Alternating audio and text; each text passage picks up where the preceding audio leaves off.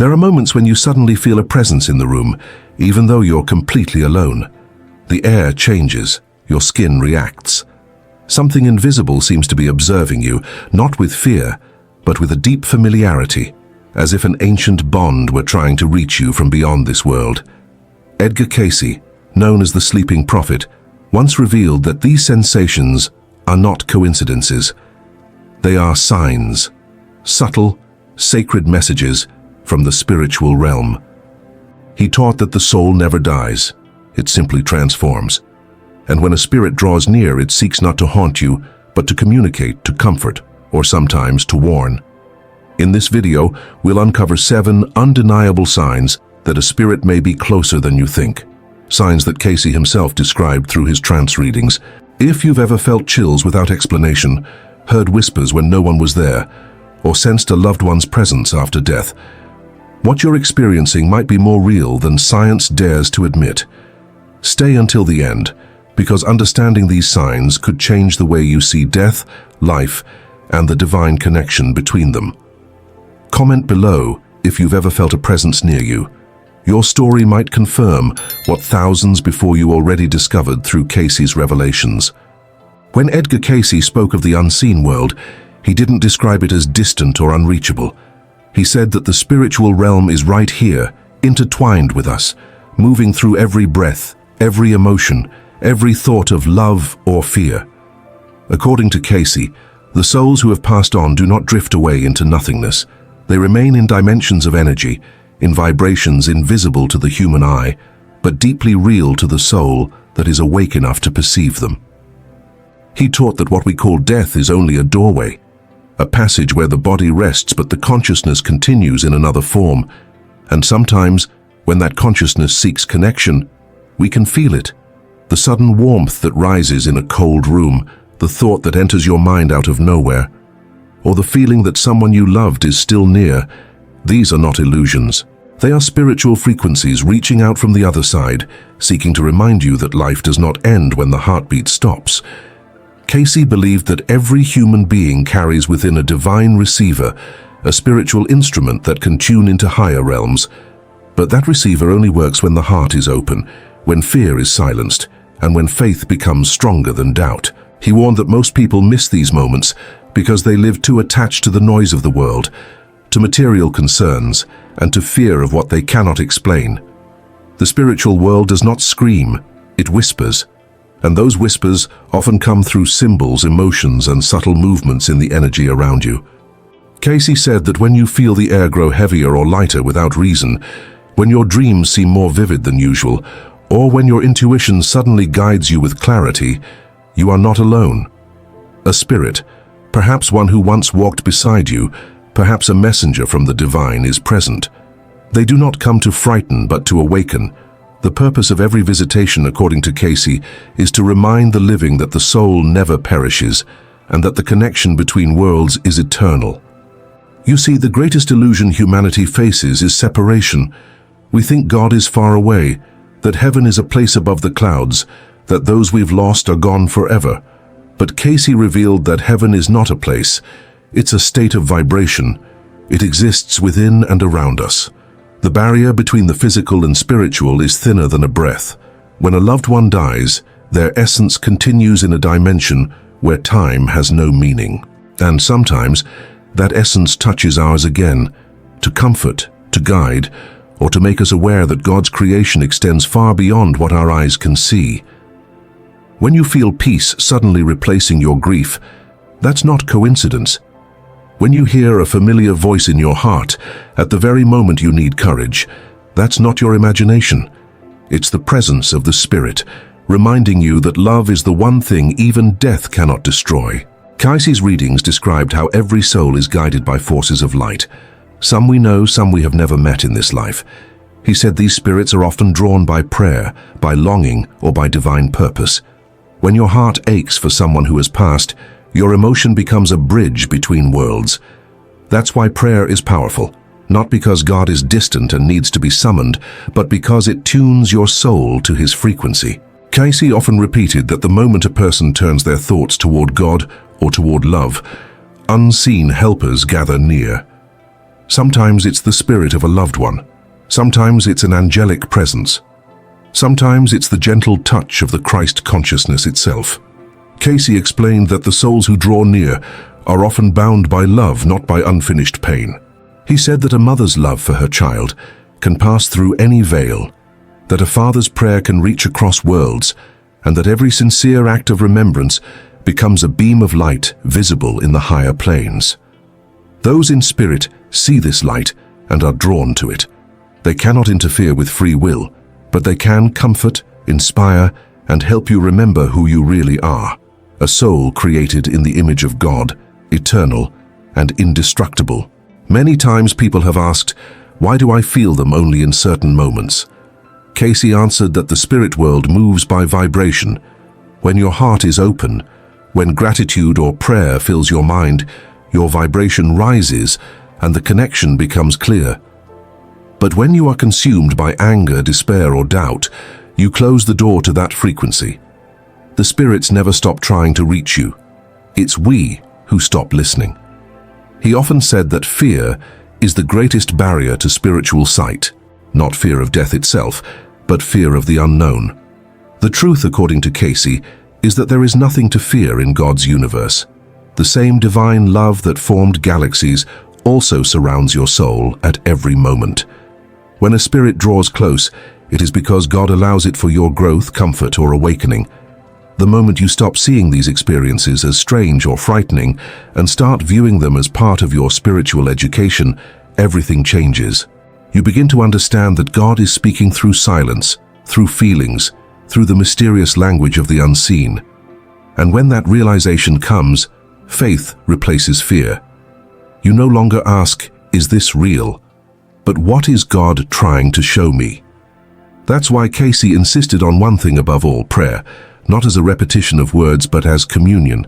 When you pray, you open a gate between worlds. You align your mind with Christ's vibration, and that frequency attracts light, guidance, and peace. Cayce's trance readings revealed that even spirits in confusion can be lifted when someone prays for them with love. That means your prayer has the power not only to change your life, but to heal the invisible realms around you. Think about that. Your simple act of faith can free a wandering soul. That's the level of responsibility and power God entrusted to humanity. And perhaps that's why the spiritual world reaches back to us, to remind us that this earthly life is just a classroom and death is only graduation. When you feel a presence, instead of recoiling, whisper a prayer. Lord, let your light guide this soul. In that moment, both you and the spirit rise closer to divine consciousness. Cayce said that Christ himself is the highest vibration, the purest pattern of the soul's journey, and every encounter with a spirit is ultimately an opportunity to see Christ's reflection in them and in yourself. If you've ever experienced something unexplainable, a touch, a fragrance, a dream that felt more real than life, take a moment to acknowledge it. Do not rush to call it coincidence. Ask with humility, what am I meant to learn from this? Because nothing in God's creation happens without meaning. Even the smallest sign can carry an eternal message. Before we continue, take a moment to reflect on your own life. Have you ever felt that sacred presence near you? If you have, write it in the comments below. Share your story. You might help someone realize they're not alone in their experiences. And if this message speaks to your soul, don't forget to like this video and subscribe. Every gesture of support helps spread light in a world that often forgets how close heaven truly is. Edgar Cayce also spoke of the delicate balance between the material and spiritual worlds. He said that when a soul leaves the body, it does not immediately forget the earth. For a time, it hovers near familiar people and places, drawn by emotion and unfinished love. These are the moments when you might feel that unmistakable presence, a sensation that someone is near, though unseen. Cayce emphasized that these experiences are not superstition, but a natural part of God's design. The spirit, guided by divine law, seeks harmony and healing, both for itself and for those still walking in the physical realm. He described this as a ministry of the unseen, a way for heaven to remind us that love continues to act beyond the limits of flesh and time. When a person dies, The soul moves through layers of consciousness, Cayce said, and those layers are influenced by the state of the heart at the moment of death. A soul filled with peace and forgiveness rises quickly toward the light, while one still burdened by guilt or attachment lingers closer to the earth. But here is where faith changes everything. The prayers of the living, your prayers, can illuminate the path of those souls, helping them ascend toward God's presence. Cayce described prayer as a vibration of love that never fades, and this vibration connects both sides of existence. That means your thoughts, your compassion, your moments of silence are never wasted. They move through dimensions, carrying healing energy to those who need it most. He also warned that when people ignore the spiritual side of life, they begin to feel lost even while alive. The absence of faith creates emptiness, and that emptiness attracts confusion. The cure, Cayce taught, is simple. Remember who you are. You are not merely flesh and bone, you are a soul clothed in temporary form. The more you align with that truth, the more sensitive you become to the movements of the Spirit. You'll begin to notice how divine synchronicities guide your path, how prayers are answered in ways you couldn't have planned, and how the love of those who have departed still touches your life through unexpected moments of grace. He encouraged everyone to speak to God as to a friend, to cultivate inner stillness and to forgive easily. Forgiveness, he said, is the bridge between heaven and earth. When you forgive, you release chains from both the living and the dead. Spirits bound by remorse can find peace through your act of mercy. The Christ within you extends his hand through that compassion. Cayce's readings repeatedly revealed that every soul has within it a spark of the divine Christ. And when that spark awakens, light spreads to every dimension connected to you. That is why acts of love, even small ones, are never small in heaven's eyes. They echo eternally. So when you feel that presence in the quiet of your home, don't rush to dismiss it as imagination. It may be God's way of reminding you that you are part of something much greater. The curtain between worlds isn't meant to terrify you, but to teach you humility and reverence. It's a reminder that heaven is watching, guiding, and waiting. Cayce often said that awareness of the spiritual world should lead us not to obsession, but to deeper faith in Christ. The goal is not to chase signs or seek spirits for proof, but to understand that their nearness is a reflection of divine mercy. Every time a spirit draws close, it's because God allows it, either to bring comfort to awaken conscience or to remind the living that the path of love never ends. Cayce emphasized that this connection should always be guided by prayer, never by curiosity or pride. When the heart is humble, the contact with the unseen becomes sacred.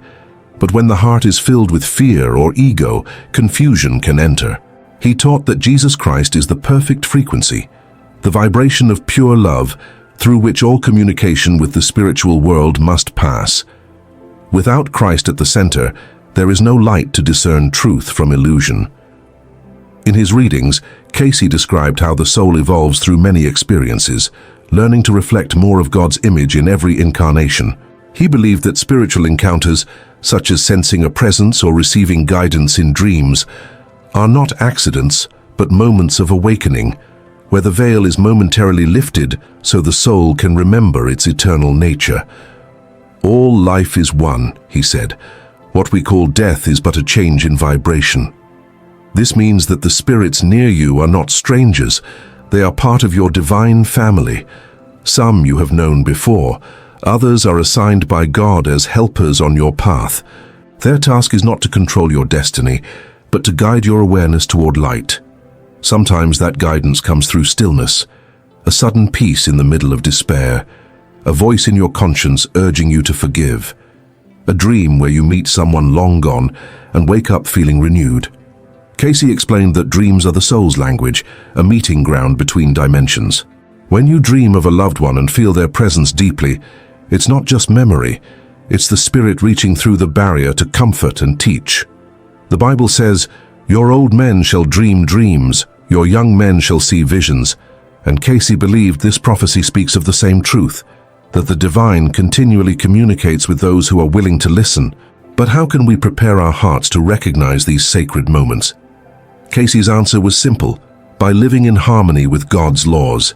That means living with compassion, forgiveness, gratitude, and faith. The more you align your actions with love, the more you raise your vibration and the clearer the connection becomes. Spiritual sensitivity is not a gift for a few. It's the natural state of every soul that walks with God. When you live this way, fear fades. You begin to see death not as an end, but as a continuation. You no longer ask, why do I feel this presence way, but what is heaven trying to teach me through this? Cayce's words still echo today. The soul attuned to the Spirit of Christ finds that death has no power. That statement changes everything. It means that the same divine force that raised Jesus from the dead is present in you now. It means that the connection you feel with those who have passed is not superstition, but evidence of eternal life promised through Him. Every encounter, every whisper in the silence is a fragment of that truth. Cayce also warned that humanity's tragedy is not death, but spiritual forgetfulness. He said that when people live only for material success, chasing pleasure, and ignoring the inner voice, they lose the ability to feel God's nearness. That's why so many lives surrounded by miracles and never see them. The presence of the Spirit can be felt anywhere, a hospital room, a lonely street, a quiet morning at home, because God's messengers are not limited by place or time. When your soul vibrates in harmony with love, it becomes a beacon of light that spirits can recognize instantly. Cayce said, like attracts like, meaning that when you radiate faith, beings of faith approach. When you radiate despair, those in confusion draw near. The key, therefore, is to keep your heart guarded in prayer, anchored in Christ and open to grace. That is how the spiritual world becomes a blessing, not a burden. He explained that many of the strange sensations people feel, a sudden chill, a pressure in the air, an unexplainable emotion, are signs of overlapping dimensions. We are never truly alone. When you pray for guidance and suddenly feel peace, that is heaven answering. When you weep and feel warmth surround you, that's divine comfort. The spirit world is not meant to frighten, but to confirm that God's love is active and personal. Cayce called this the continuity of consciousness.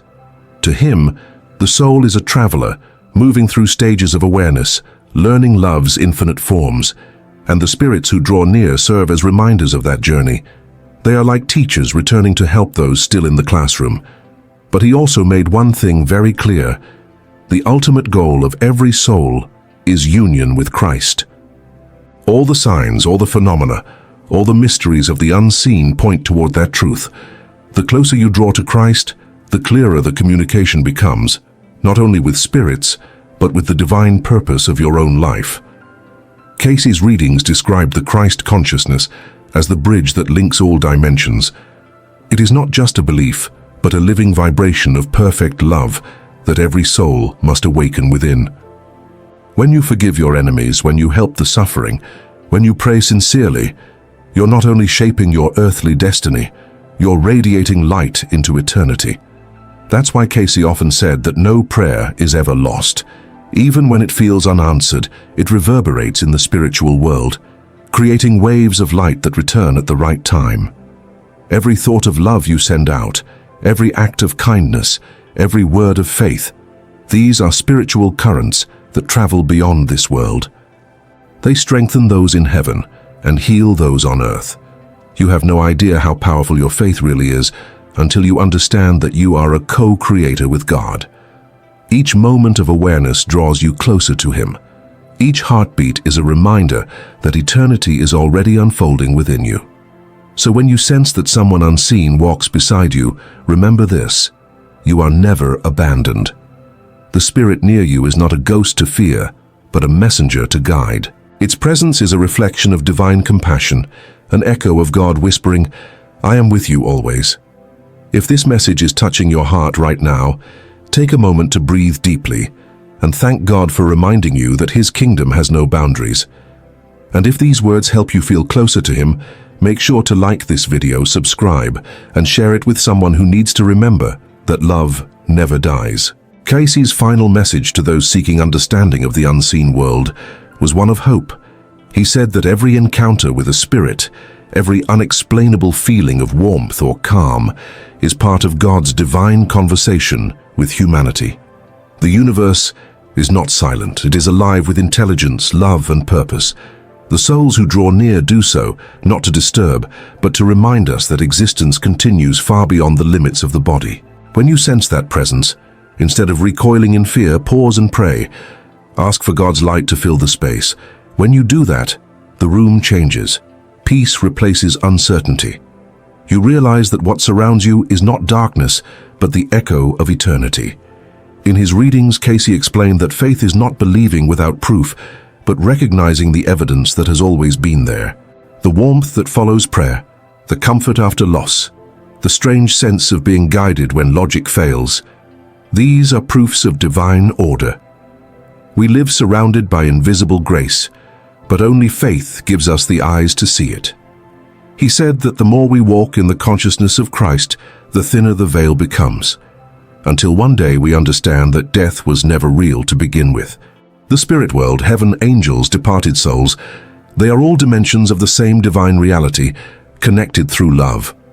He wanted humanity to know that life is sacred, that our choices here echo forever. The way we treat others, the way we love, forgive, and trust in God. These actions build bridges between worlds. When you choose compassion over judgment, you become a channel for divine energy to flow into this dimension. When you live with humility, you allow Christ's vibration to express through you, and that light can reach even the most distant soul. Cayce said that someday, science itself would confirm that thought is energy, that prayer is measurable, and that love is the most powerful force in the universe. Until that day, our task is simple: live consciously, pray often, and listen. The next time you feel that sacred presence, don't look for proof, look for purpose. Ask yourself, what is God teaching me through this? Because every whisper from beyond carries an invitation to trust more deeply, to love more fully, and to walk closer with Christ. And when you finally realize that the spiritual world is not above you, but within you, fear disappears. You understand that heaven is not waiting after death. It begins the moment you awaken to God's presence here and now. So as we close this reflection, remember Cayce's timeless truth. There is no death, only change. Those words were never meant to comfort only the grieving. They were meant to awaken the living. If this message brought peace to your heart, take a moment now to like this video, subscribe, and share your experience in the comments below. Your story might be the light someone else needs to believe again. The presence you feel is real. The love that reaches through the veil is eternal. And God, through Christ, is closer than your very breath. They say darkness has its own appetite, and sometimes the darkness feeds on you. Edgar Cayce warned that unseen forces are constantly drawn to specific human emotions and habits, feeding on the energy we unknowingly offer. These are not creatures from legends, but spiritual vibrations that respond to our inner state: fear, pride, guilt, and the absence of faith. What if I told you that the way you think, the words you speak, even the emotions you repeat every day could be the very reasons these negative spirits never leave your side? Cayce's readings revealed that light and darkness are not just around us. They live within us, and whichever we nurture becomes our master. In this video, we'll uncover the 7 things that make you irresistible to negative entities, not as superstition, but as a warning written in the invisible language of the soul. Stay until the end, because understanding this could change the way you protect your spirit forever. Tell me in the comments, do you believe unseen forces influence your life more than you realize? They say evil doesn't always come with horns. Sometimes it comes disguised as our own thoughts. Edgar Cayce explained that negative spirits don't appear in the physical world to frighten us, but rather whisper through the vibrations of fear, doubt, and temptation. They study us not through our actions, but through the frequency of our emotions. Every time we surrender to anger, pride, or despair, we open invisible doors that invite them closer. Cayce called it the law of attraction of spirit to spirit. It means like attracts like, and if our hearts vibrate in fear, we attract fear. If we live in resentment, we draw more resentment. But when the soul is centered in Christ's light, the darkness cannot stay. The question is, which frequency are you feeding right now? The first thing negative spirits love about us is when we forget who we truly are. divine creations made in the image of God. When we doubt that truth, we become easy prey. Because when you forget that you are a child of light, you start behaving like a creature of shadows. You start believing that you are powerless, unworthy, alone. And that illusion is all it takes for darkness to begin its quiet work. Cayce said the battle between light and dark happens within the mind long before it manifests in the world. A spirit cannot possess what the soul refuses to host. But when we allow fear to repeat in our thoughts, when we keep saying, "I can't," "I'm not enough," "God forgot me," those words become spiritual magnets. They vibrate with the same frequency as the entities that feed on spiritual despair. He warned that these forces don't need to enter your house. They enter your heart through vibration. That's why prayer isn't just a ritual, it's a shield. Each time you pray with sincerity, you raise your vibration beyond their reach. But the opposite is also true. Every time you complain, curse, or hate, you lower it, making yourself visible to them. These spirits aren't monsters. They're energies of disconnection, fragments of consciousness that lost their alignment with God. They seek warmth in human weakness, and when they find someone vibrating low, they cling to it like moths to a dying flame. The second thing they love is when you carry unresolved guilt. Cayce explained that guilt is one of the most dangerous poisons to the soul because it traps your energy in the past. Every time you replay an old mistake, you feed the very vibration that holds you captive. Negative spirits use guilt as a doorway. They whisper that you can't be forgiven, that you're too far gone. But that's a lie. Jesus said, "Come to me, all you who are weary, and I will give you rest." Forgiveness isn't forgetting the past. It's releasing the chain that binds your spirit to it. When you forgive yourself, you close one of the favorite doors through which darkness enters. Remember this: God doesn't dwell in the past. Only the deceiver does. So each time you feel haunted by what you once did, know that the enemy is trying to steal your peace by making you look backward.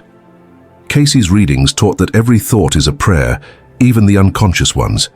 That means you're praying all day, even when you don't realize it. The question is, to whom are you praying? To the light or to the dark?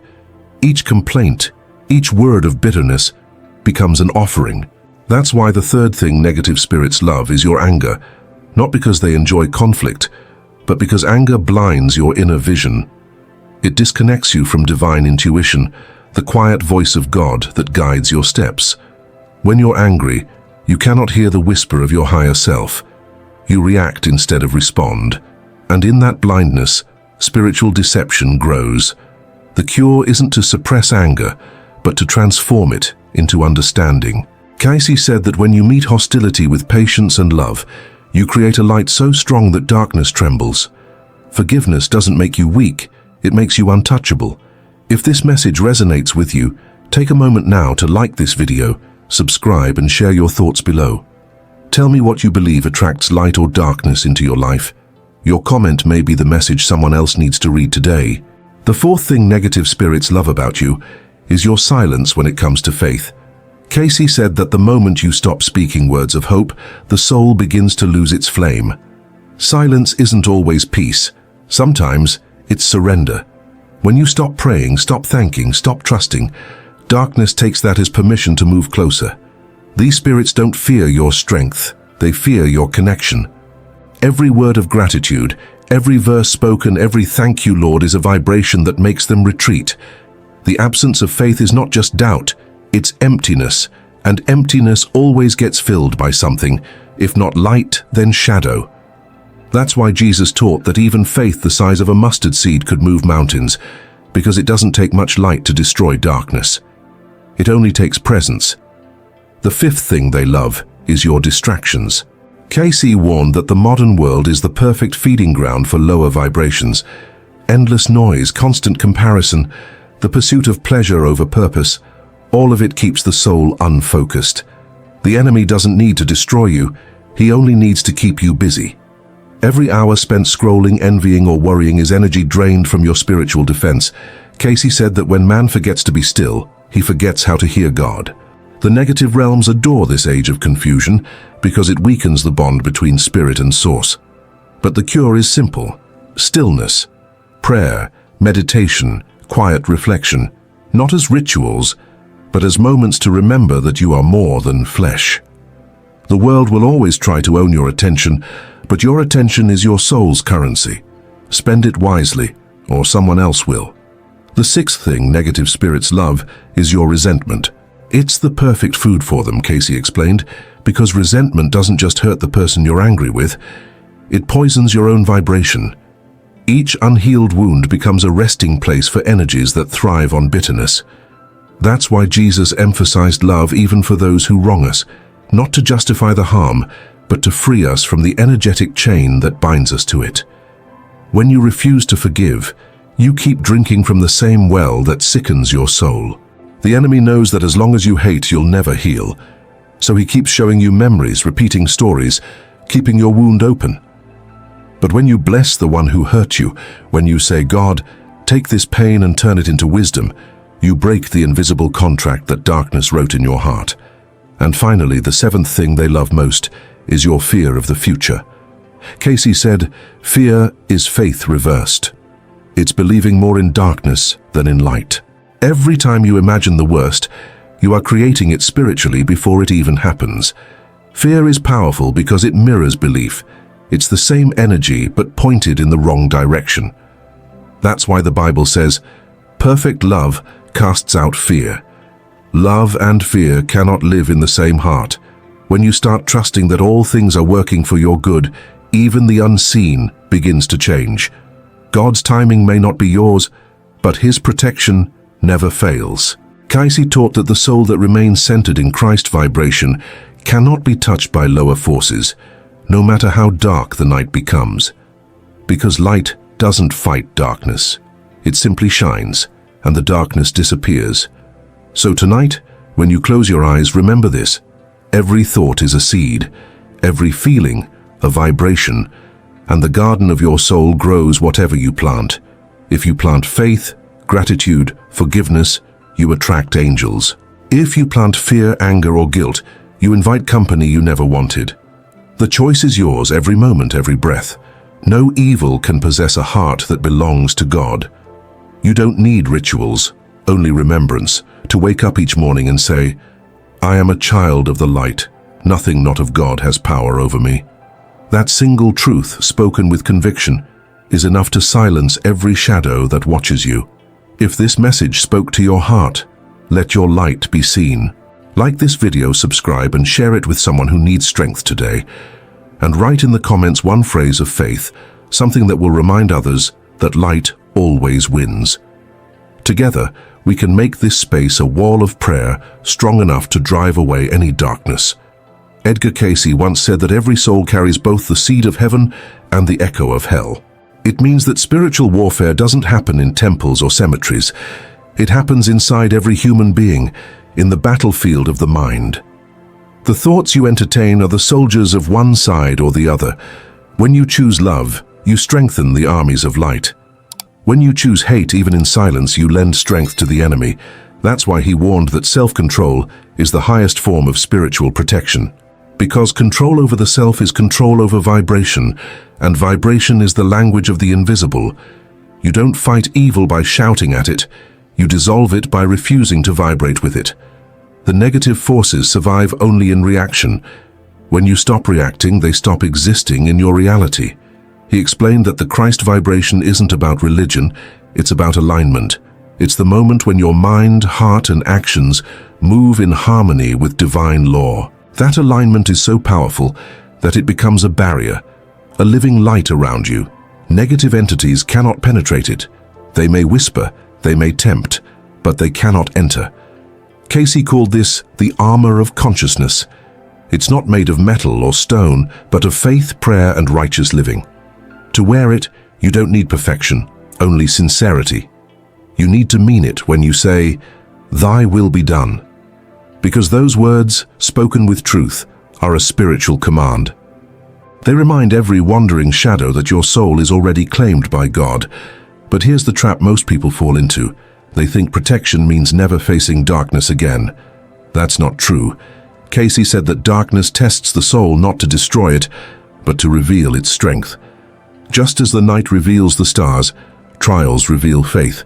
Negative spirits might still appear in moments of despair, loneliness, or temptation, but when you meet them with awareness, you transform the attack into growth. You become what Cayce called a channel of the Christ vibration, meaning that even your suffering becomes a doorway for light to enter the world. When you pray not to escape pain but to use it for love, you confuse the enemy. They don't understand that kind of power. Think about this. Jesus himself faced temptation in the desert. He was offered comfort, wealth, and dominion, yet he chose obedience over indulgence. Cayce believed this story wasn't symbolic but instructional. It shows that spiritual power comes from refusal, not possession. You don't conquer darkness by having more, you conquer it by needing less. Every time you say no to pride, revenge, or vanity, the heavens record it as victory, and the negative spirits lose interest because you no longer provide what they came to feed on. They hunger for your despair, not your discipline. They crave your noise, not your silence. When you start living in awareness, you stop being food for the unseen. That's why Cayce's teachings always return to one commandment. Let your mind be in Christ. Not in fear, not in gossip, not in judgment, but in Christ. Because once your thoughts dwell there, no lower spirit can reach them. The light of that vibration is too high. Imagine a radio tuned to a heavenly frequency. If you stay in that alignment, the static of the dark can't break through. But if you lower your dial and with anger, greed, or lust, you'll hear the interference immediately. It's not punishment, it's resonance. The universe only mirrors what you send.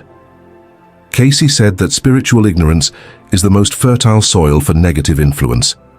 When you don't know the laws of spirit, you live as a leaf in the wind, easily carried by unseen currents.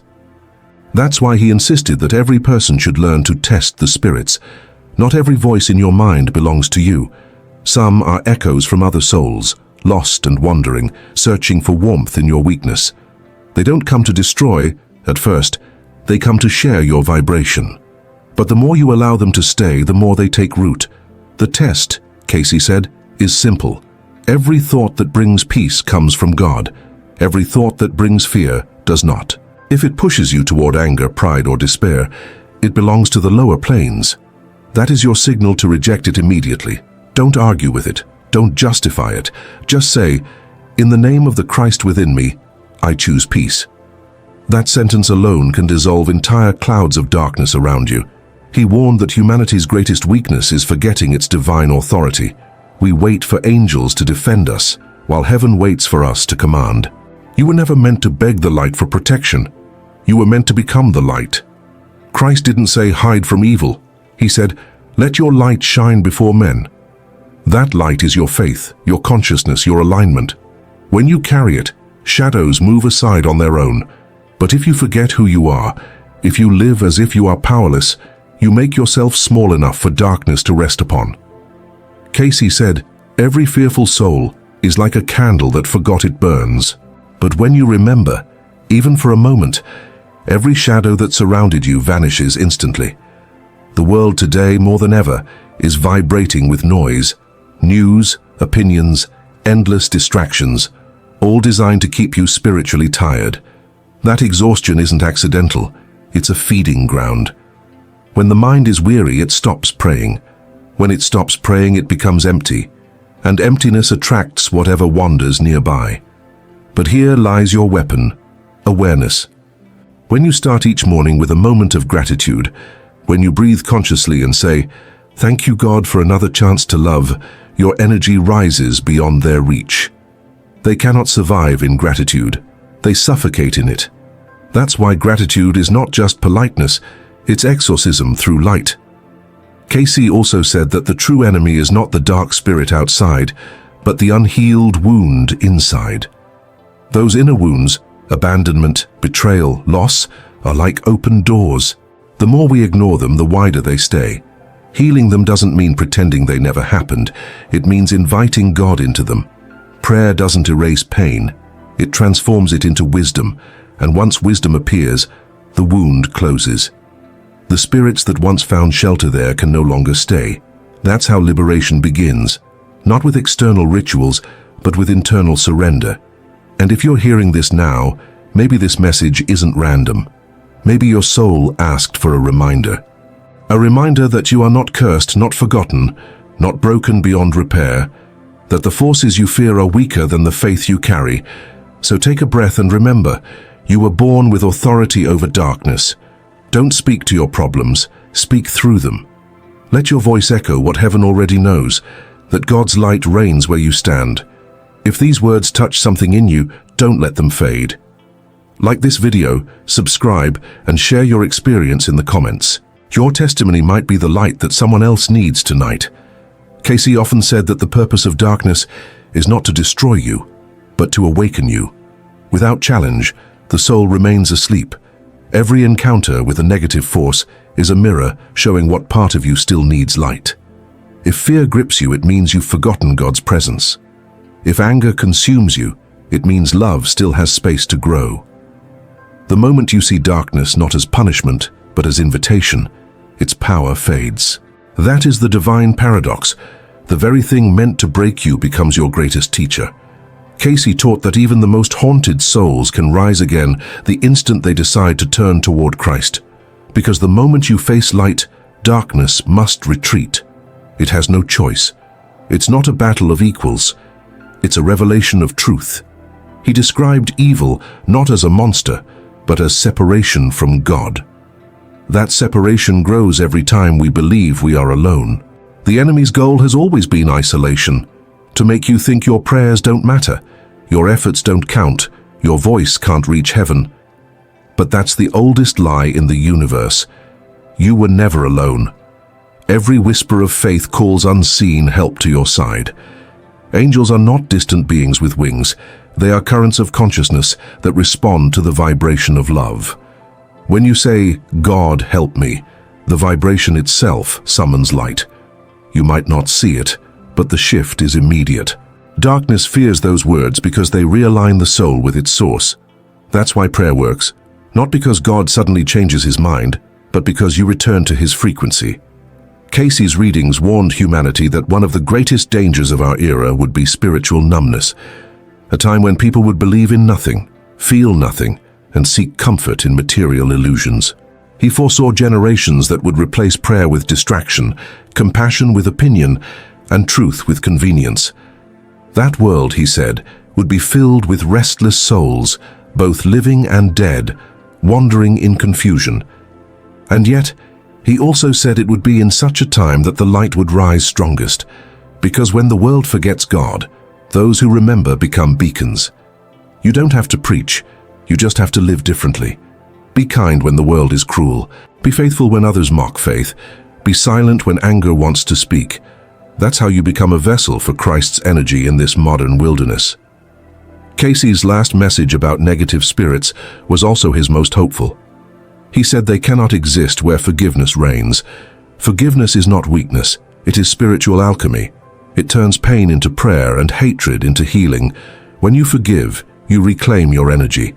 Every soul that wronged you becomes a teacher rather than a chain. And when you finally bless them, you declare to the unseen world that love wins. The darkness can only feed on resentment. When love enters, their banquet ends. Forgiveness is the final exorcism.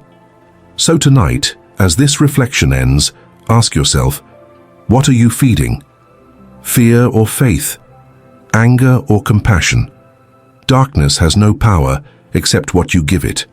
The kingdom of God is within you, waiting to be remembered. Cayce said that when one soul awakens, 10,000 are freed. Maybe that's why you're here, and because heaven chose this moment to remind you that the light inside you still burns. Take this moment now. Close your eyes, breathe, and say silently, "Christ within me, awaken." Feel what happens, that trembling in your chest, that peace. That's not imagination, that's recognition. You were never meant to walk in fear. You were meant to walk in faith. If this message found you at the right time, let it continue its work. Like this video, subscribe to the channel and write in the comments, "The light of Christ is stronger than any darkness." Let's fill this space with faith until it becomes a wall of light the shadows cannot cross. Cayce once said that the light of God is not something you must search for. It's something you must stop resisting. Every worry, every doubt, every unhealed wound is like a curtain between you and that light. It's still shining, but you can't feel its warmth. The work of the soul is not to find God, but to remove what hides him. And that's where most people struggle. We spend years asking for signs, for miracles, for evidence that heaven exists. But we ignore the miracle that breathes through us every morning. The greatest proof of God is your own consciousness. You are his awareness clothed in flesh. That's why darkness works so hard to make you forget who you are. Because the moment you remember, its power ends. Cayce described faith not as belief without proof, but as the knowing that comes before proof. It's the light that guides you through the fog, even when you can't see the shore. He said that faith generates a vibration that calls divine help faster than any prayer. When you say, "I trust you, Lord," even through tears, that sound echoes through the unseen world like thunder. It announces that this soul cannot be broken. That's why the enemy attacks faith more than anything else, because once faith is gone, fear becomes king. But faith is not fragile. It is forged through fire. Every time you face pain and still choose to believe, your soul evolves. That is the hidden meaning of every trial. God isn't testing you. He's teaching you how to create light in the dark. And if you've been walking through a season of silence, where prayers feel unanswered and the presence of God seems distant, remember this truth Cayce repeated. The teacher is always silent during the test. You are not abandoned, you are being strengthened. The same God who calmed the sea still walks beside you in this storm. His voice may not shout, but it whispers through peace. If you can find peace even in chaos, that's where you'll hear him. Every time you choose love over bitterness, patience over reaction, gratitude over complaint, you become untouchable. Negative spirits cannot cling to a heart that vibrates in Christ. Their energy dissolves in your calm. That's why the true victory isn't dramatic, it's quiet. It's when you wake up one morning and realize the fear is gone, the guilt is gone, the noise has faded, and all that remains is peace. That peace is God, not far above the clouds, but inside you. So as this message closes, let this be your declaration. I no longer live in fear, I live in light. Speak it until you feel it. Every word creates movement in the unseen, and as you do, heaven listens, because the battle is already won. You're just remembering it now. If you reach this part of the video, it means your soul was meant to hear these words, so let them echo forward. Like this video, subscribe, and leave your testimony in the comments. How has faith protected you from darkness? Your story could save someone else's. Together, let's make this not just a channel, but a temple of light that never goes out. There are moments when you feel something that logic can't explain. A sudden warmth in an empty room. A faint scent of perfume that belonged to someone long gone. The feeling of being watched, but not with fear, with comfort. Many dismiss these as coincidences or tricks of the mind, but Edgar Cayce believed otherwise. Through his thousands of documented trance readings, he revealed that love never dies. It only changes form. According to him, the souls of those we've lost continue to move beside us, influencing our thoughts, our dreams, even the invisible energy around us. Cayce said the barrier between the physical and the spiritual is far thinner than we think, and those who have crossed over still seek to guide, to warn, and to comfort us in ways most people never recognize. In this video, we'll uncover 9 hidden signs that the souls of your departed loved ones are still near. Signs that, once you understand them, will change the way you see life, death, and faith itself. These are not fantasies or comforting illusions. They are patterns Cayce documented, experiences repeated across thousands of lives, revealing a sacred truth, that the bonds of love survive the grave. Before we begin, I want to ask you something. Have you ever felt the presence of someone you lost? Share your experience in the comments below. Your story might help someone realize they're not alone. Stay until the end, because once you understand the last sign, you'll never look at silence, dreams, or coincidence the same way again. When Edgar Cayce entered his trance state, His voice softened, his breathing slowed, and what came through him seemed to come from a higher plane. In several readings, he explained that souls who have crossed over do not vanish. They continue to exist in dimensions of light and vibration, drawn toward the people they loved most. He said that when a person leaves the physical body, their spirit remains conscious of those still living for a time, moving through familiar places, observing, even praying for them. This, Cayce taught, is not superstition.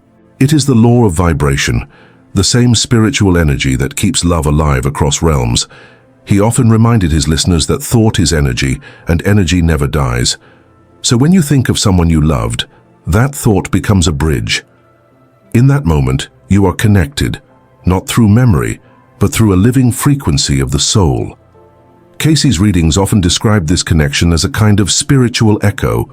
When a loved one is near, it's not about seeing ghosts or hearing voices, it's about resonance. He said that the veil between worlds is made thinner by emotion, especially love, gratitude, and prayer. Many of the people who came to him spoke of strange sensations: the soft brush of air, the smell of roses, the sound of a name whispered just before sleep. Cayce would nod quietly and explain that the soul was not lost. The individual's vibration had only shifted, and through moments of deep peace or prayer, the living could still sense that presence. The more we open our hearts, the more clearly we feel them. He warned, though, that not all experiences of presence come from divine love. Sometimes grief and obsession can tie souls down. Cayce said that when we cling too tightly to the dead, refusing to release them to God's care, we create a chain of sorrow that can bind both realms. The healthy way, he taught, is to love without attachment, to bless their journey, to speak their names in prayer, to thank them for the time we had, and then trust that God continues to guide them just as He guides us. Only then can the bond remain pure, free, and filled with light.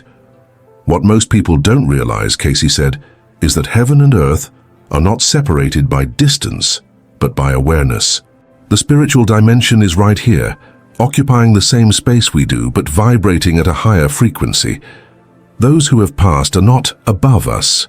They are around us, just beyond the limits of physical sight. Sometimes they try to comfort us through dreams, through sudden warmth, through coincidences that defy logic. If your heart feels lifted without reason, if peace washes over you in a moment of despair, that is often how the divine communicates, through the gentle ministry of souls who love us. Right now, if someone you loved comes to mind, pause and feel it. The thought may not be yours alone. Cayce said that when a name rises suddenly in our hearts, it is often because that soul is thinking of us too. They are drawn to the vibration of love, and that thought becomes a meeting point between worlds. Cayce often reminded people that the afterlife isn't a faraway place, but a continuation of consciousness. When the physical body falls away, the spirit enters what he called the borderland, a realm where thought and emotion shape reality. There, souls adjust, learn, and gradually awaken to their new condition. But those still attached to the living may linger close to familiar vibrations. A home, a family, a loved one who prays often for them. This is why, he said, so many people sense the presence of a loved one soon after their passing. The connection of prayer becomes a beacon, like a light shining through the fog.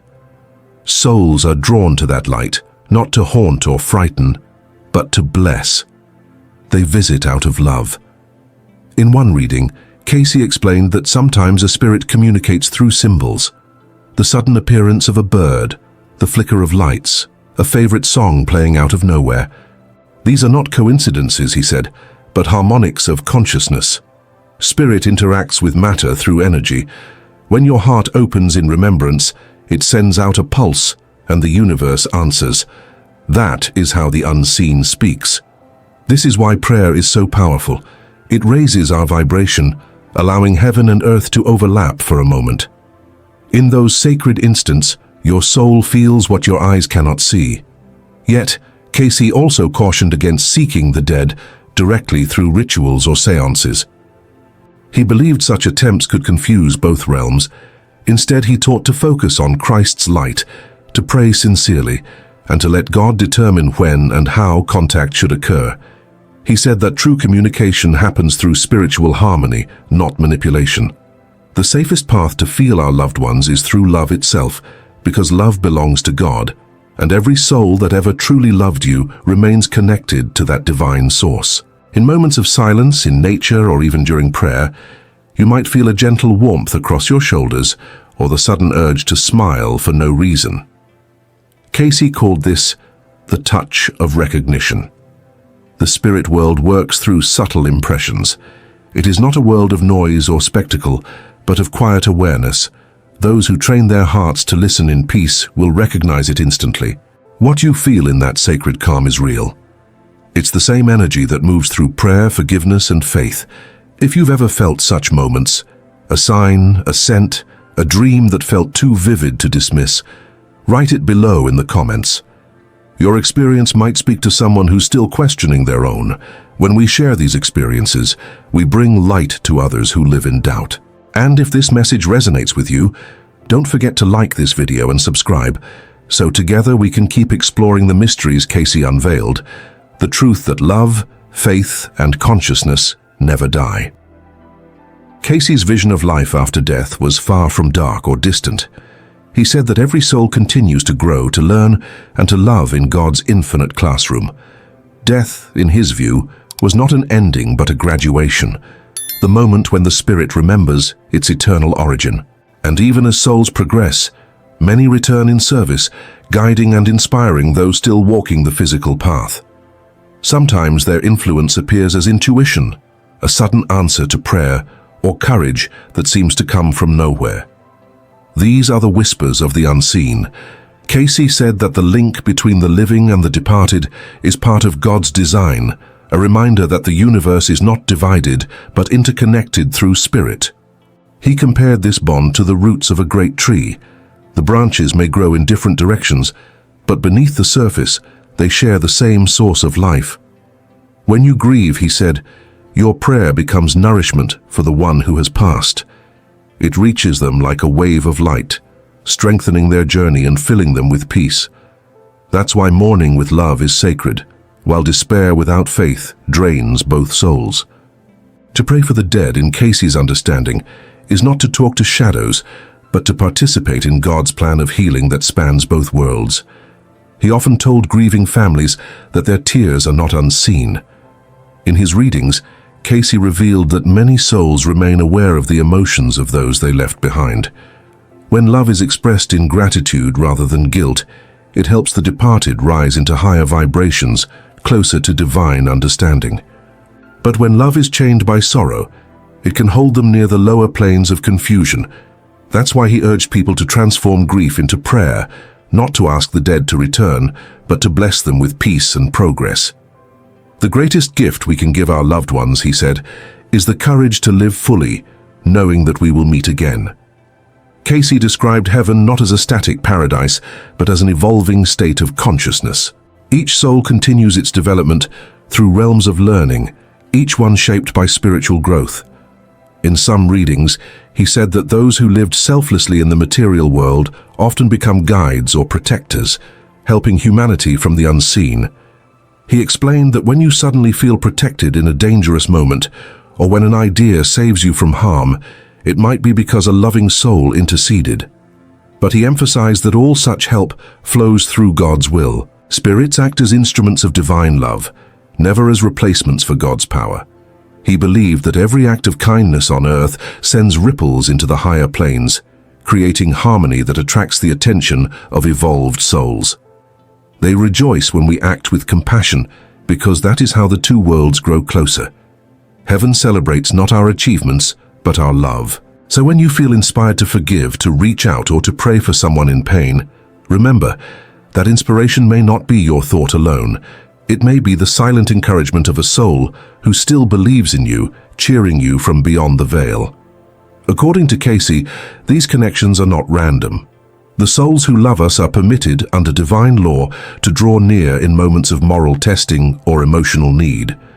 Their presence is not always felt through vision or voice, but through influence. A sudden calm during fear, a sense of being watched over, or a decision that feels guided from within, these are signs of communion. He said that once we learn to recognize this quiet partnership, death loses its power to separate. Cayce often said that the veil between worlds was not fixed. It moved according to our spiritual vibration. When a person lives in prayer, forgiveness, and gratitude, they naturally tune themselves to higher frequencies where divine and loving spirits dwell. That's why some people feel signs more easily than others. It's not about psychic talent, it's about purity of heart. He explained that love, faith, and humility are spiritual conductors, while fear and anger lower the vibration and block awareness. The more you align your life with the teachings of Christ, the clearer your soul becomes, and the more naturally you perceive the guidance and comfort that heaven offers. In many of his readings, Cayce described the presence of deceased loved ones as part of the soul's ongoing education. They appear or make themselves known, not for drama, but to remind us of eternal truth, that no one is ever truly alone. When you speak the name of someone you lost, when you thank God for their life, that very act sends a current of energy through creation. And in ways beyond logic, that current reaches them. It tells them that love endures, that they are remembered, that their existence continues to matter. Cayce said that this exchange nourishes both worlds. It uplifts the living and strengthens the evolving spirit of the departed.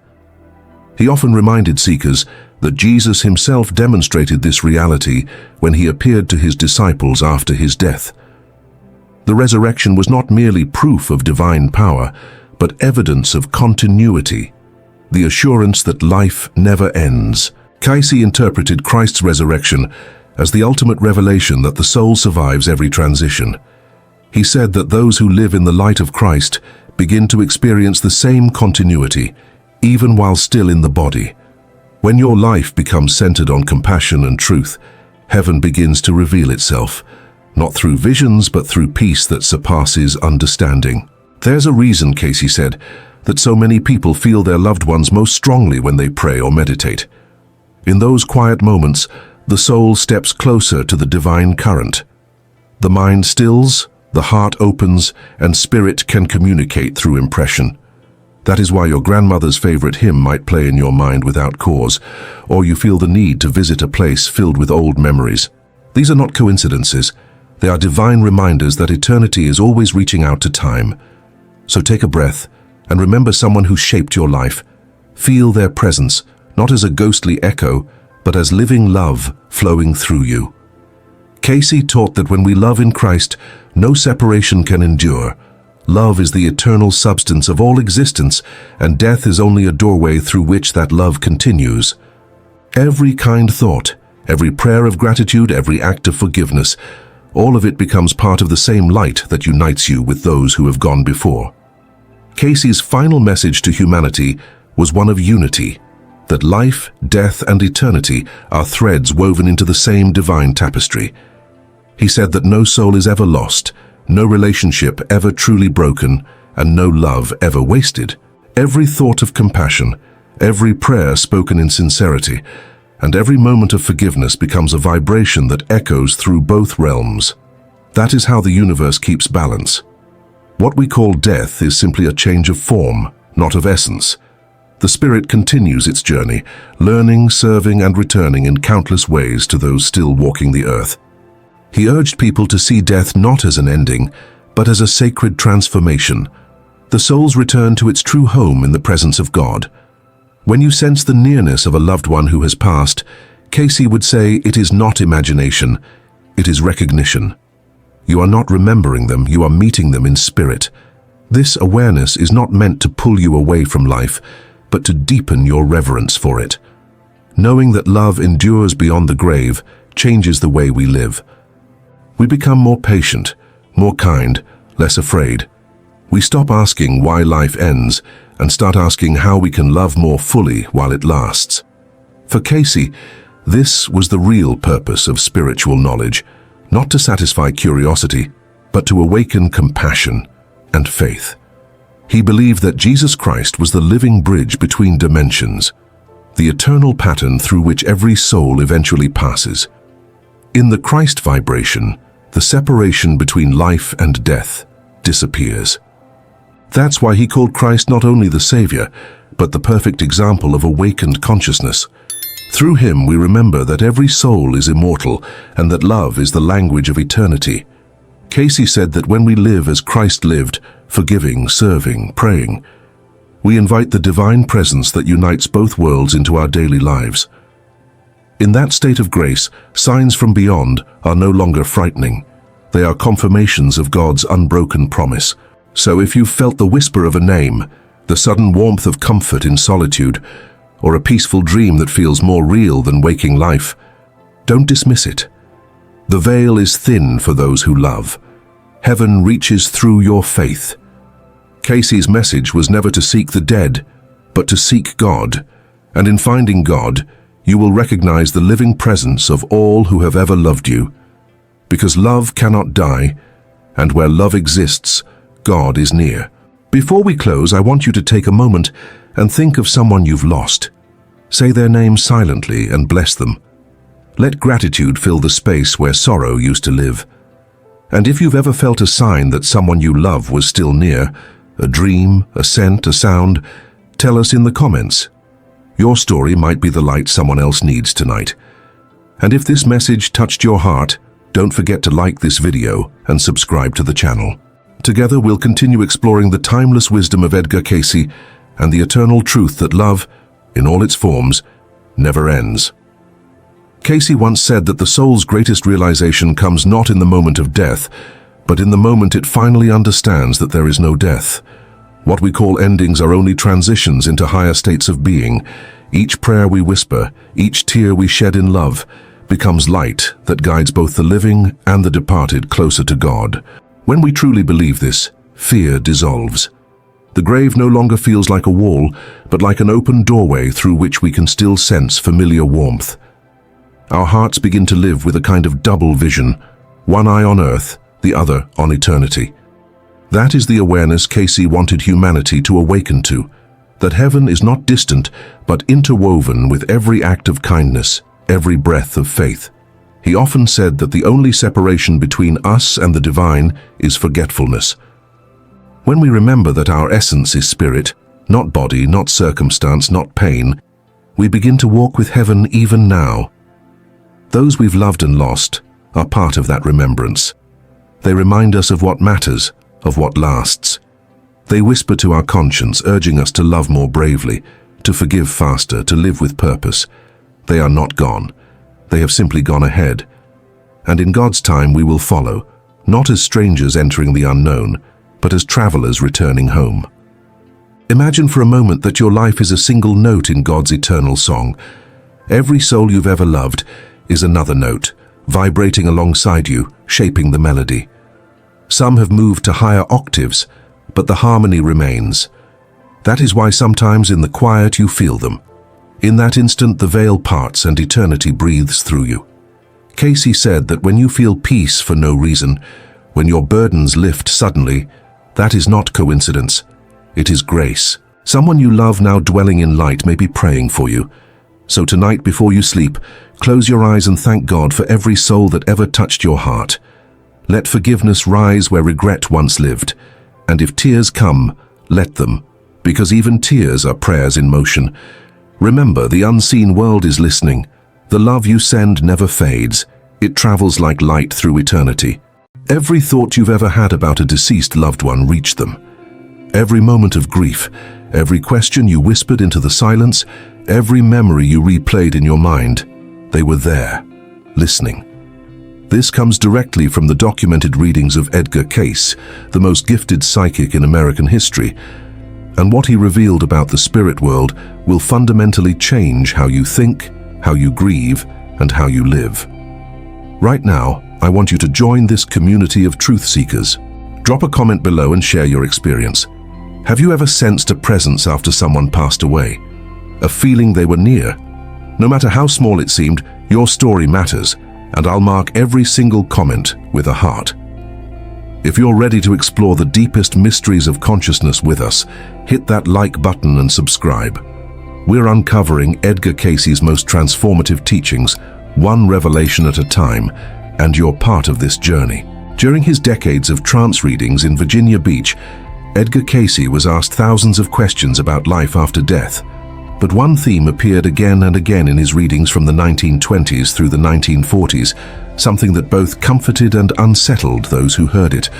The barrier between the living and the dead, Cayce explained, is far thinner than we imagine. In fact, in many of his readings, he described how those who have passed into the spiritual realm remain deeply connected to the thoughts and emotions of those they left behind. Think about that for a moment. Your grandmother who passed away 5 years ago. Your father who left this world too soon. That friend whose absence still aches. According to Cayce's readings, they can perceive your mental and emotional state. When you think of them with love, they feel it. When you're struggling and wish they were here to guide you, they sense your need. The connection doesn't end with physical death. It transforms. But here's what nobody expected. Cayce went further than just saying spirits could sense our emotions. In multiple documented readings, he explained that thought itself is a form of energy that transcends the physical plane. When you direct a thought towards someone who has transitioned, that thought reaches them. It's not filtered. It's not delayed.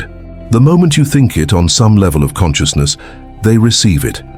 One of Cayce's most powerful readings on this subject came during a session where a grieving mother asked if her deceased son knew how much she missed him. Cayce's response, delivered while in his characteristic trance state, was both beautiful and startling. He described how the son was not only aware of her grief, but was actively trying to send comfort back to her. The mother's thoughts of love were like beacons of light to him in the spiritual realm.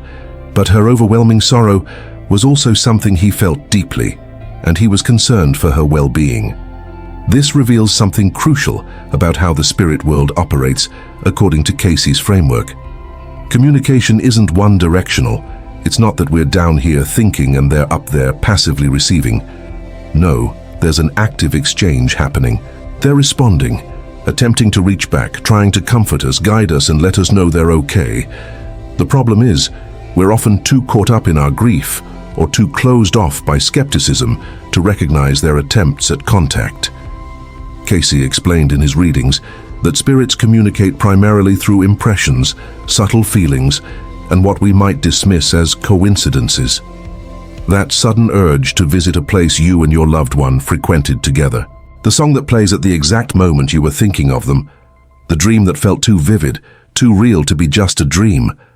According to Cayce, these aren't random occurrences. They're often genuine attempts at communication from those who have transitioned. But wait, there's a responsibility that comes with this knowledge. If our thoughts can reach the spirit world, if those who have passed can hear us, then what we think matters immensely. Cayce warned in several readings about the impact of prolonged intense grief. While it's natural and necessary to grieve, he described how excessive, inconsolable sorrow can actually create difficulty for the departed soul. It's like a weight that pulls at them, making their transition and spiritual progress more challenging. This doesn't mean we shouldn't grieve. Cayce never suggested suppressing emotions. What he advocated for, based on his readings, was a different approach to grief. One that includes celebration of the life lived, gratitude for the time shared, and trust in the continuation of the soul's journey. When we can shift from devastating loss to loving remembrance, we actually help our departed loved ones in their spiritual evolution. Now let's talk about something even more fascinating. Cayce's readings revealed that this thought connection works both ways for another reason. Not only can those who have passed perceive our thoughts directed toward them, but our general mental atmosphere, the quality of our daily thoughts, affects our spiritual sensitivity. If we want to be more receptive to communications from the other side, if we want to recognize when a departed loved one is trying to reach us, we need to cultivate what Cayce called attunement. Attunement, in Cayce's framework, means elevating our consciousness through meditation, prayer, and maintaining thoughts that align with love, compassion, and spiritual growth. When our minds are constantly churning with anger, fear, resentment, or materialism, we create static interference that makes it nearly impossible to perceive the subtle communications from the spirit realm. But when we quiet the mind, when we approach life with openness and spiritual awareness, we become like a clear channel that can receive impressions from those who have transitioned. During the years of the Great Depression, Cayce gave numerous readings to people who had lost loved ones and were desperate for contact. What's remarkable about these readings is how consistent his message was. He would often describe specific details about the departed person's current state, their concerns for those left behind, and their messages of comfort. But he always emphasized one central truth: love is the connecting force. Love transcends death. Love is the energy that allows souls to remain connected across the veil. One particularly moving case from the archives at the Association for Research and Enlightenment involves a father who lost his young daughter. The man was tormented by guilt, convinced he had failed her in some way before her passing. In his reading, Cayce relayed that the daughter was not only at peace, but was actively trying to release her father from his guilt. She wanted him to know that there was nothing to forgive, that she understood everything, and that his continued self-punishment was the only thing causing her distress in the spirit world. The father's thoughts of guilt and self-blame were reaching her, and she desperately wanted to free him from that burden. This brings us to a critical insight from Cayce's work. The spirit world is not some distant, unreachable dimension.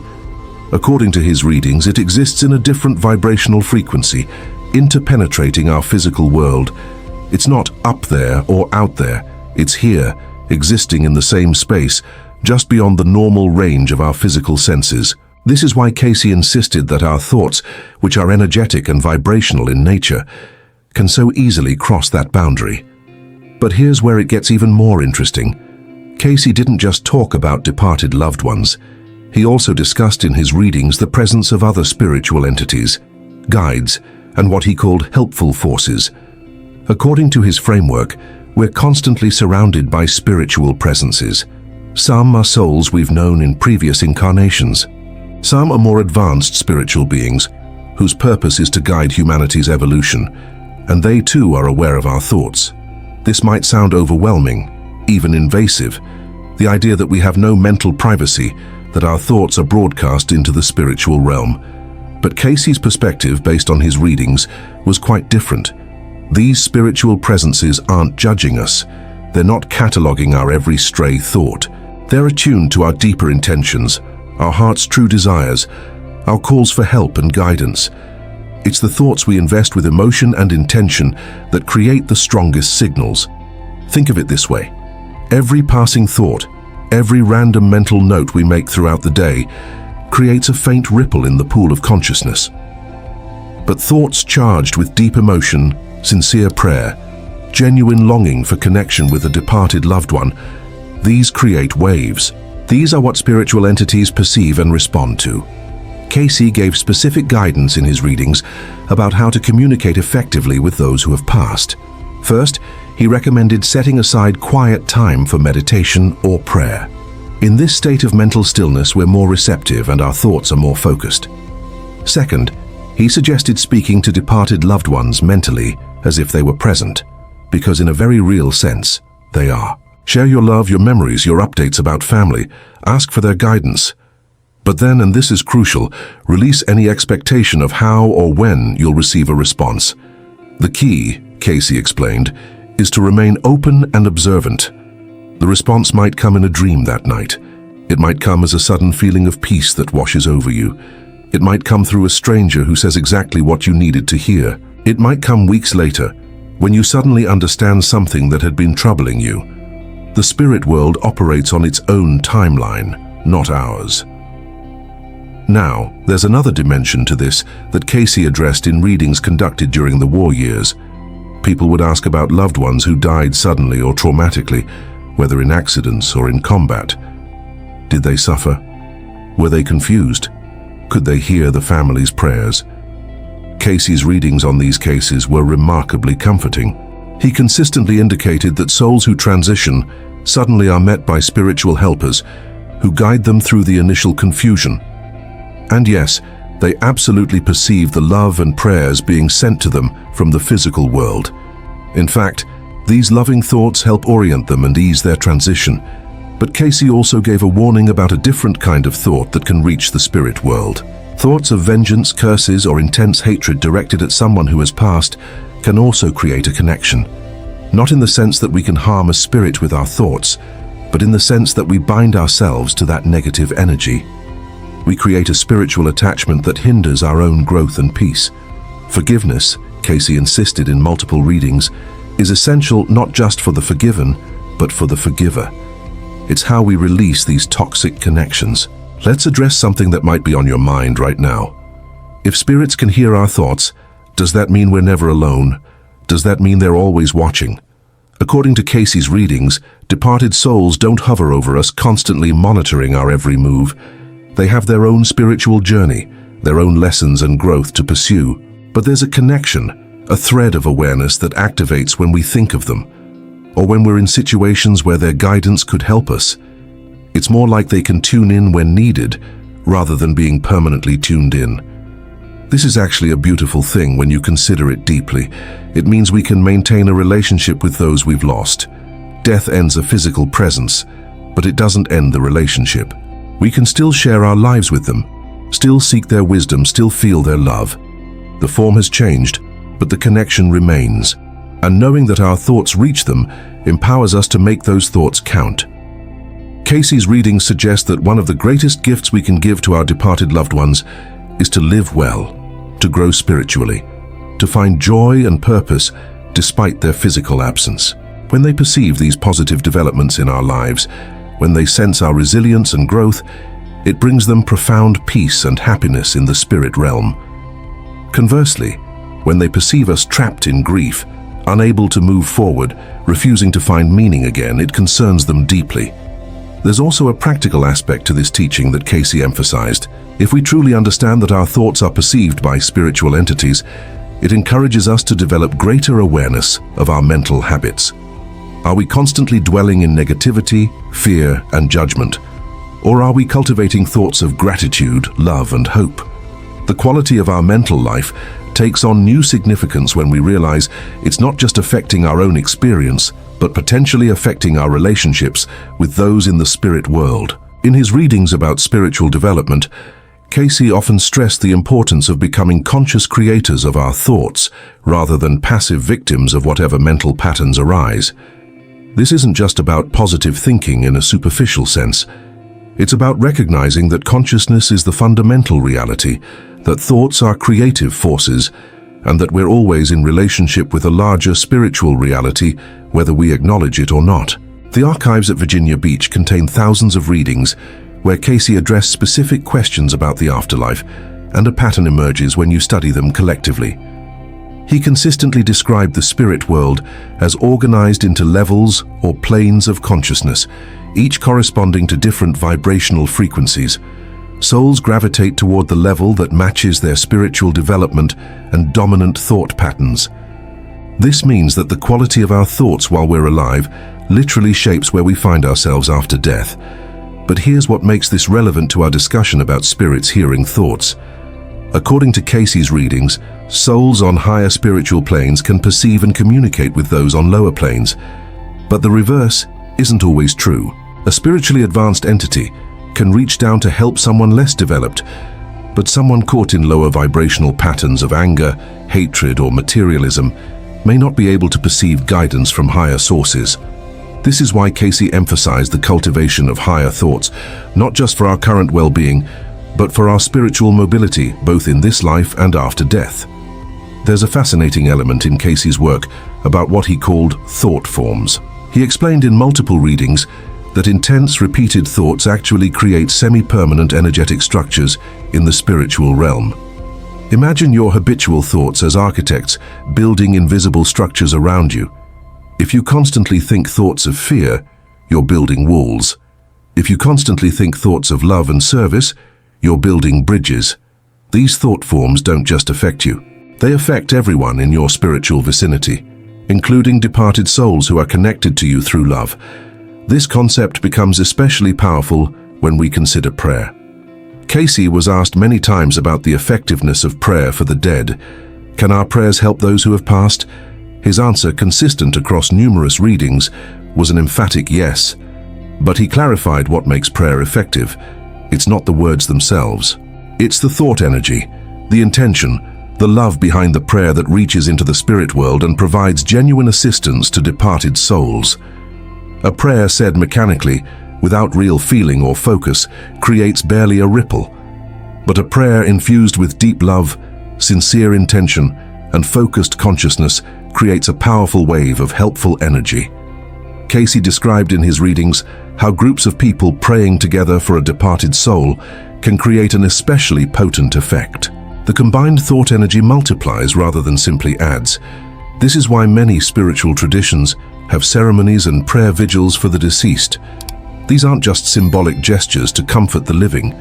According to Cayce's framework, they're practical actions that provide real assistance to the transitioning soul. The collective consciousness of loved ones, all focused with love and positive intention toward the departed, creates a kind of spiritual safety net that helps guide them through the initial stages of their new existence. Now, let's explore something that might challenge your current understanding. Cayce's readings revealed that not all spiritual presences that can hear our thoughts are departed humans. He described various types of spiritual entities that exist on different planes of consciousness. Some are souls between incarnations, waiting for their next physical birth. Some are what he called thought forms, that have gained semi-autonomous existence through the collective belief and thought energy of many people. Some are more advanced spiritual beings who have graduated beyond the need for physical incarnation and work as guides and teachers. What does this mean practically? It means that the spiritual environment around us is far more populated and complex than we typically imagine. When Cayce gave readings about spiritual protection, he emphasized the importance of consciously choosing what kind of spiritual energies we invite into our lives. This isn't about fear or paranoia, it's about wisdom and discernment. Through our dominant thoughts, emotions, and intentions, we essentially broadcast a signal that attracts similar energies from the spiritual realm. If someone habitually dwells in anger, jealousy, or destructive impulses, they attract spiritual presences that resonate with those frequencies.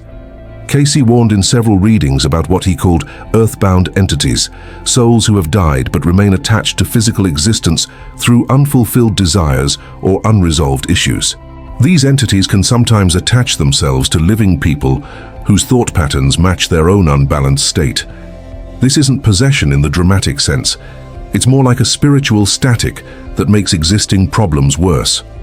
Conversely, when we consciously cultivate thoughts of love, compassion, service, and spiritual aspiration, we attract helpful, benevolent spiritual presences. Cayce often spoke about guardian angels and spiritual guides. According to his readings, everyone has access to such guidance, but our receptivity depends entirely on the quality of our consciousness.